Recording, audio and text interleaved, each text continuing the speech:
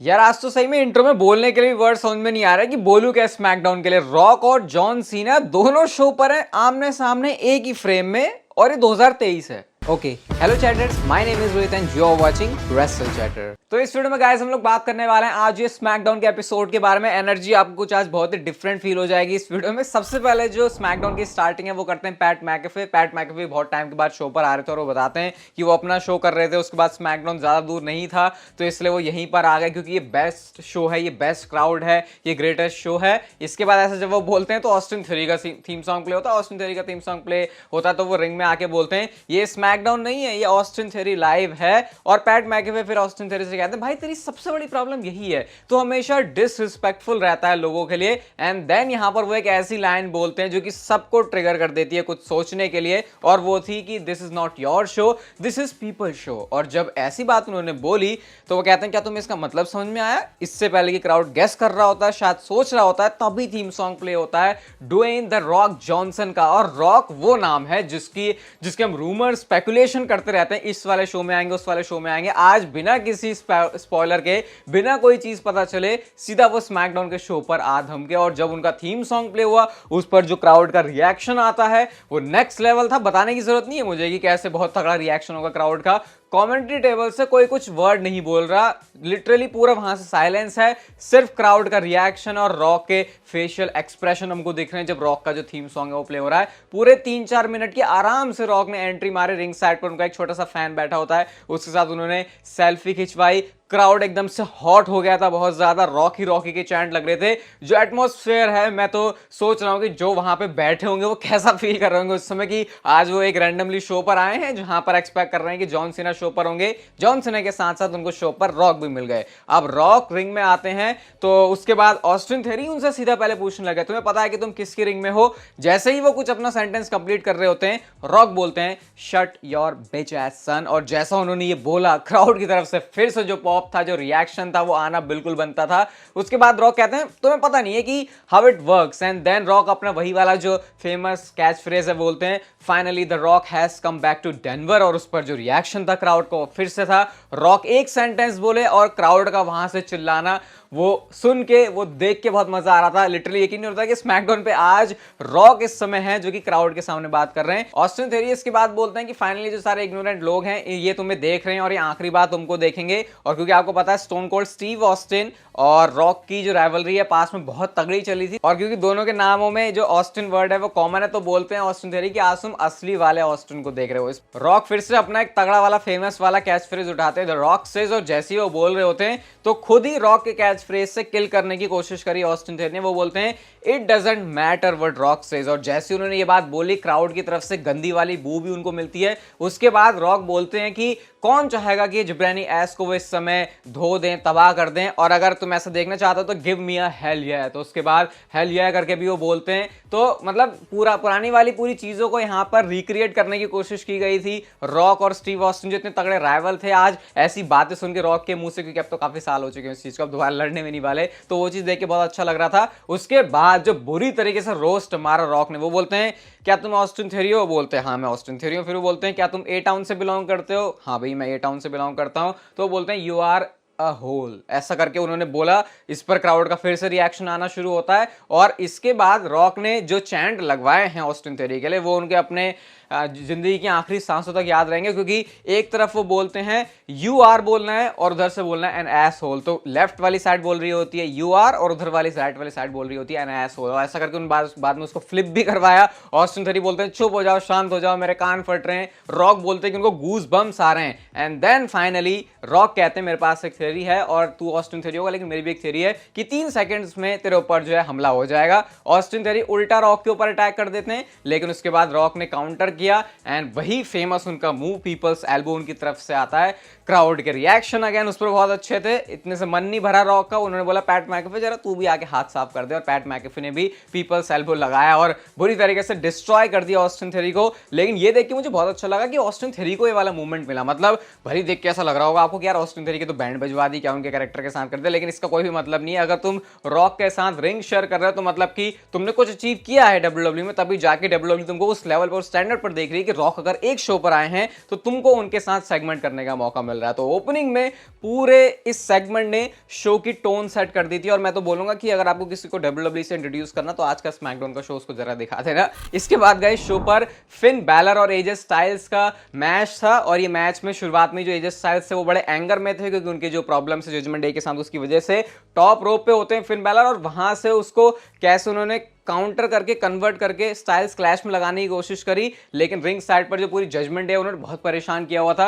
Referee ने उनको eject कर दिया, लेकिन जिमी ऊसो फिर पता नहीं कहां से आ गया, तो पीछे से फिन बैलर ने जिमी ऊसो के आने का फायदा उठाया और उन्होंने रोल अप करके पिन कर दिया, और एजे स्टाइल्स मैच में हार गए। फिन बैलर इस मैच को जीत गए हैं। बैक स्टेज से इसके बाद एक मूवमेंट आता है रॉक एंड जॉन सीना का। रॉक एंड जॉन सीना एक दूसरे के आमने सामने खड़े होते हैं। रॉक कहते हैं मैं देख रहा हूं कि तुझे कि तेरे चेहरे पर स्माइल आ रही है, तो जॉन सीना हंस के बोलते हैं कि हाँ मैं स्माइल कर रहा हूं। दोनों एक दूसरे को हग करते हैं और जॉन सीना उनको वेलकम होम बोलते हैं। मतलब मेरे को अभी भी नहीं लग रहा भाई, एक फ्रेम में यहां पे जॉन सीना देखा मैंने स्मैकडाउन में, और उसकी दूसरी साइड सेम फ्रेम में रॉक एक दूसरे को जॉन सीना के साथ मिलकर हक कर रहे हैं। मतलब मैं बोल भी कह रहा हूं, मैं समझ नहीं आ रहा, लेकिन नेक्स्ट लेवल चीज वो थी जो बैक स्टेज का छोटा सा सेगमेंट था। मूवमेंट डब्ल्यूडब्ल्यू ने बहुत अच्छा क्रिएट किया। बैक स्टेज से एक मूवमेंट और होता है जब जिमी ऊसो होते हैं और पीछे से पॉल हेमन होते हैं, वो देख रहे होते हैं, बट तभी फिन बैलर आते हैं और यहां पर फिन बैलर थोड़ी सी बातें पहुंचाने की कोशिश कर रहे हैं जिमी ऊसो तक कि तेरा भाई जो है मंडे नाइट रॉ में है, क्या तू उसको मिस नहीं कर रहा? मैं कोशिश कर रहा हूं उसको भी जजमेंट डे में लाने की, तो तुम दोनों भाई अगर जजमेंट डे में आ जाते हो, जे उसने अब तक मना नहीं किया है।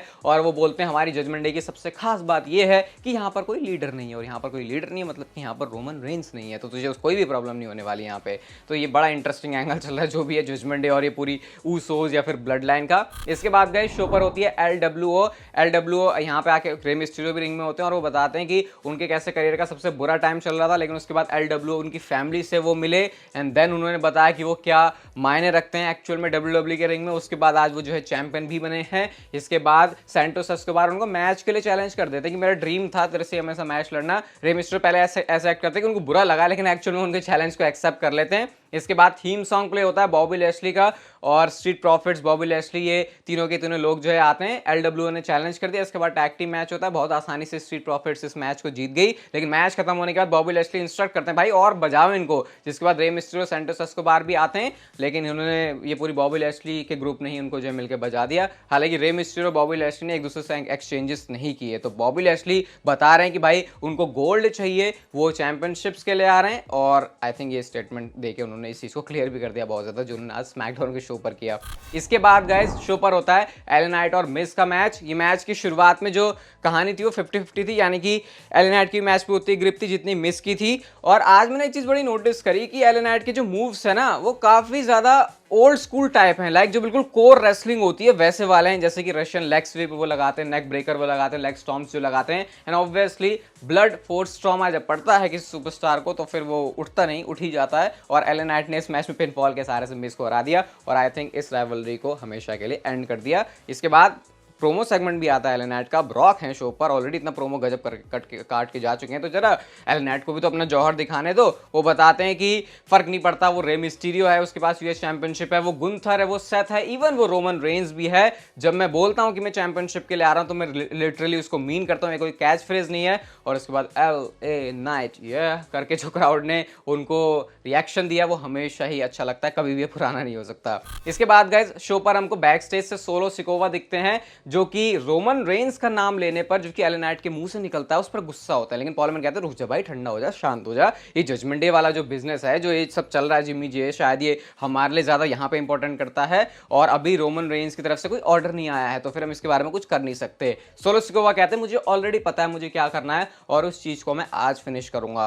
वो चले गए वहां से। पॉल हेमन कहते हैं तुम्हें ऑर्डर किसने दिया इस बात का, लेकिन वहां पे सुनने के लिए कोई नहीं था, तो रोमन रेंस को जो है कॉल लगाते हैं पॉल हेमन। और एक चीज़ मैंने नोटिस करी कि जो बैक कवर था वो पॉल हेमन का ब्लड लाइन वाला था, मतलब पहले वो रेड फ़ोन लेके आते थे, आज उनके जो फ़ोन का बैक कवर है उस पर पूरा ब्लड लाइन वाला कवर लगा हुआ था। इसके बाद गए शो पर वुमेन्स डिवीजन से मैच आता है और थैंकफुल हूं मैं या फिर बहुत ज्यादा खुश हूं WWE का कि आज उन्हें विमेंस डिवीजन का मैच रखा। तो बिल्कुल जो विमेंस डिवीजन में उनको लीड करती है सुपरस्टार, उनका बेली भली मैच आ रहे हैं, लेकिन फिर भी हमेशा ही वो रहती हैं वर्कआउट्स में या फिर हमेशा विमेंस डिवीजन को टॉप करने में। तो आस्का और बेली का ये मैच था, गुड फाइटिंग एक्शन था, अच्छे अच्छे मूव्स थे इनके। बट एक जो सबसे इंप्रेसिव चीज मुझे लगी वो था आस्का ने जो फ्लाइंग कोड ब्रेकर मारा भाई, उसको देख के तो ऐसा लगा कि बेली बची भी है, जिंदा भी है, या फिर हो गया इनका कल्याण। बाकी शॉर्ट्जी ब्लैक हार्ट रिंग साइड पे ऐसे निकल के आते हैं कि बेली की बहुत बुरी हालत हो गई और बैक स्लाइड पिन से आस्का ने बेली को पिन कर दिया और इस मैच में जीत गई। उसके बाद भी शॉर्ट्जी जो है चेस कर रही होती है बेली को और बेली ऐसे एक्ट कर रही होती जैसे कि उन्होंने कोई भूत देख लिया है। अब बात करते हैं गाइस हम लोग शो के मेन इवेंट की, जहां पर था ग्रेसन वॉलर इफेक्ट और स्पेशल गेस्ट थे आज शो पर जॉन सीना को वो इंट्रोड्यूस करते हैं। और मैं सही बताऊं, जॉन सीना का जब मैंने थीम सॉन्ग आज भी सुना तो मुझे वो सुपरस्टार स्पेक्टिकल की याद आ गई। एक इतने सालों से जॉन सीना का थीम सॉन्ग सुना है, लेकिन उसके मायने, उसका सुनने के बाद जो वाइब करना वो चेंज हो गया सुपरस्टार स्पेक्टिकल में सामने से जॉन सीना को देखने के बाद।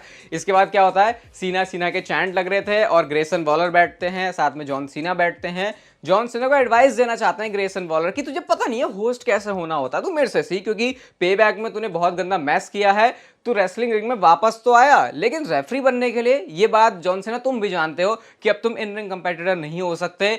जिस पर जॉन सीना के जो चेहरे पर एक्सप्रेशन थे ना, वो ऐसा लग रहा था भाई ये क्या बोल रहा है, ये कौन है नया छोकरा, ये मुझे क्या सिखा रहा है। जॉन सीना के एक्सप्रेशन जब उनको कोई रोस्ट करता है तो जॉन सीना के एक्सप्रेशन ही उसको रोस्ट कर देते हैं कि भाई तू क्या बोल रहा है, तू किसके सामने बोल रहा है, मेरे को देख तो ले मैं कौन हूं और तूने अब तक किया ही क्या है अपने WWE के करियर में। इसके बाद जब ये सारी बातें वो बोलते हैं और साथ में बताते हैं कि जॉन सीना जब से हारे हैं रेसलमेनिया में ऑस्टिन थ्योरी से, तब से वो सेम नहीं रहे, वो ग्रेटेस्ट ऑफ ऑल टाइम नहीं रहे। ये सुन के जॉन सीना को ऐसा लग रहा था गुस्सा आ गया, उन्होंने अपनी जो टी शर्ट है उसको उतारा, जो कैप है उसको उतार के फेंका। ये सारी चीज देख के ग्रेसन वॉलर बोलते हैं चिल रिलैक्स, ये टॉक शो है, यहाँ पर अब तुम्हारे पास बोलने का मौका है, अब तुम जो बोलना चाहते हो वो बोल सकते हो। अब जॉन सीना कुछ बोलते हैं, जिमी ऊसो का थीम सॉन्ग प्ले हो जाता है, जिमी ऊसो रिंग में आते हैं बिल्कुल बीचों बीच और बताते हैं कि इससे पहले जॉन सीना जब जिमी के फेस टू फेस आए थे तो जिमी ने उनसे माइक छीन लिया था। तो मतलब पूरे शो में टॉक शो है और जॉन सीना को बोलने का मौका ही नहीं मिला। कैसे, फिर से मैं तुम्हें बता देना चाहता हूं जॉन सीना कि तुम्हें कोई भी नहीं सुनना चाहता, तुम मुझे फिर से एम्बैरस करना चाहते हो जैसे तुमने पहले किया, करो जॉन सीना, इस रिंग से तुम चले जाओ, ऐसा करके वो एम्बैरस कर देते हैं जॉन सीना को। इसके बाद क्या होता है, सोलो सिकोवा का थीम सॉन्ग प्ले हुआ, तो सीधा ही जॉन सीना बिल्कुल उनके फेस टू फेस आ जाते हैं, या सोलो सिकोवा उनके फेस टू फेस आ जाते हैं। सोलो सिकोवा ऐसे दिखाते हैं कि वो जॉन सीना के ऊपर अटैक करेंगे, लेकिन उन्होंने पीछे ही उल्टा पकड़ लिया जिमी ऊसो को अपने समवन स्पाइक के लिए, बट फिर उन्होंने ट्विस्ट मार के सुपर किक लगा दी जॉन सीना को। इसके बाद दोनों मिलकर अटैक कर रहे होते हैं, एजे स्टाइल्स का थीम सॉन्ग प्ले हुआ, उन्होंने सेव किया, उन्होंने उठा के सोलो सिकोवा को बाहर फेंका। उसके बाद अपना यू कैन नॉट सी मी 5 नकल शफल लगाया, एंड देन जब वो अपना फिनिशर ए के लिए जा रहे होते हैं तो पॉल हेमन ऑर्डर करते हैं सोलो सिकोवा को कि सेव जिमी। तो उसके बाद वो जिमी ऊसो को बचाने के लिए जाते हैं, बचा भी लिया उन्होंने, और ग्रेसन वॉलर बैठ के वहां से सारा तमाशा देख रहे हैं। और क्लियरली यहां से जो कहानी है वो समझ में आ रही है कि मेन इवेंट में WWE क्या करना चाह रही है। मस्त कमाल धमाल आज का स्मैकडाउन का एडिशन, और मुझे पता है आपने काफी शो एंजॉय किया होगा। ये वीडियो भी अगर आपने एंजॉय की तो इसको लाइक जरूर कर देना, और चाहो तो शेयर कर सकते हो अपने WWE पसंद करने वाले फ्रेंड्स के साथ। And I will see you guys in my next video.